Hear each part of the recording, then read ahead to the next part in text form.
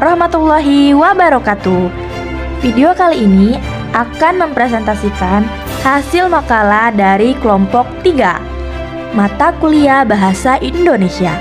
Topik kali ini tentang karya ilmiah. Sebelum mempresentasikan hasil makalah kami ingin mengucapkan terima kasih kepada dosen pengampu Mata Kuliah Bahasa Indonesia, yaitu Bapak Hidayat Herman, Magister Pendidikan. Baiklah, kami dari kelompok 3 yang beranggotakan Emai Daniel, Revina Julianti, Syafna Oktavia, Sheila Syafitri, Tina Marlina, Yoga Ramadhani Adrian. Baiklah, tanpa memperpanjang mukadimah, langsung saja simak ulasan kami ya. Enjoy! Karya ilmiah merupakan laporan tertulis dan diterbitkan yang memaparkan hasil penelitian atau pengkajian yang telah dilakukan oleh seorang atau sebuah tim dengan memenuhi kaidah dan etika keilmuan yang dilakukan dan ditaati oleh masyarakat keilmuan. Karya ilmiah merupakan salah satu hasil pemikiran dan imajinasi seorang yang dikonfirmasikan pada orang lain dan telah diuji kebenarannya serta dapat diterima dan ditulis secara ilmiah. Pada masa sekarang masih banyak mahasiswa yang belum mengerti bagaimana cara membuat karya ilmiah, bahkan tidak memahami apa yang dimaksud dengan karya ilmiah itu sendiri. Yang kedua yaitu jenis-jenis karya ilmiah. Adapun jenis-jenis karya ilmiah terbagi menjadi dua, yaitu karya ilmiah yang dipublikasikan dan karya ilmiah yang tidak dipublikasikan. Karya ilmiah yang dipublikasikan yaitu karya ilmiah yang disebarluaskan kepada khalayak ramai. Contohnya yaitu seperti jurnal. Jurnal adalah terbitan berkala dalam bentuk pamflet yang berseri yang di dalamnya berisikan tulisan dan diminati oleh orang lain saat diterbitkan. Jika dikaitkan dengan kata ilmiah di belakang kata jurnal, maka mempunyai arti berkala yang berbentuk pamflet dan berisi bahan ilmiah yang sangat diminati saat diterbitkan. Yang kedua yaitu buku. Buku adalah kumpulan kertas yang disatukan atau dijilid. Di dalam buku berisikan kertas yang temanya sama dan disusun secara sistematik. Yang kedua yaitu karya tulis yang tidak dipublikasikan. Jenis karya tulis yang tidak dipublikasikan yaitu yang pertamanya skripsi.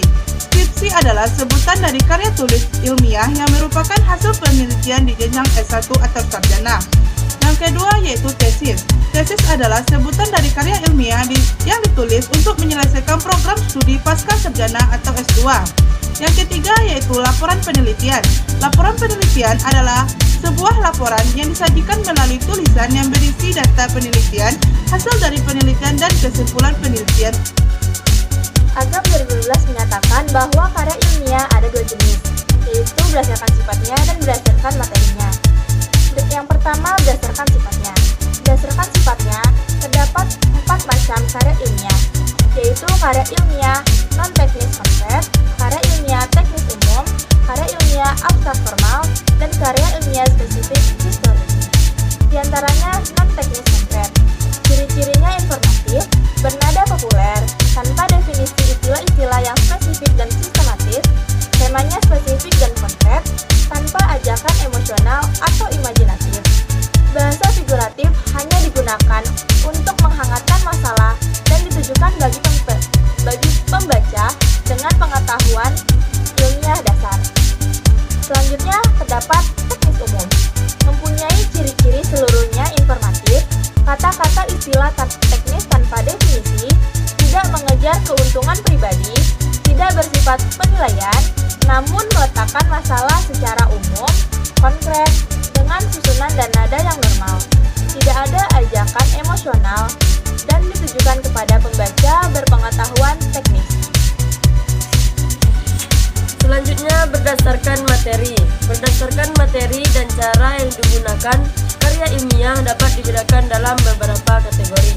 Yang pertama, kategori makalah, paper atau working paper. Biasanya disebut sebagai report reading atau book report. yakni naskah semester. Karya ini biasanya dituntut oleh seorang dosen untuk tugas atas mata kuliahnya atau berkenan dengan akan habisnya masa kuliah. Yang kedua, kategori laporan penelitian lapangan field study atau laporan praktik. Laporan adalah tugas yang dikerjakan oleh seorang mahasiswa tentang suatu hal sesuai dengan permintaan dosennya. Laporan dapat pula dinyatakan sebagai pertanggungjawaban seorang atau kelompok mengenai pelaksanaan tugas dan penggunaan wewenang oleh seorang tugas dan wewenang atau kelompok tersebut yang mendelegasikan tugas dan wewenang.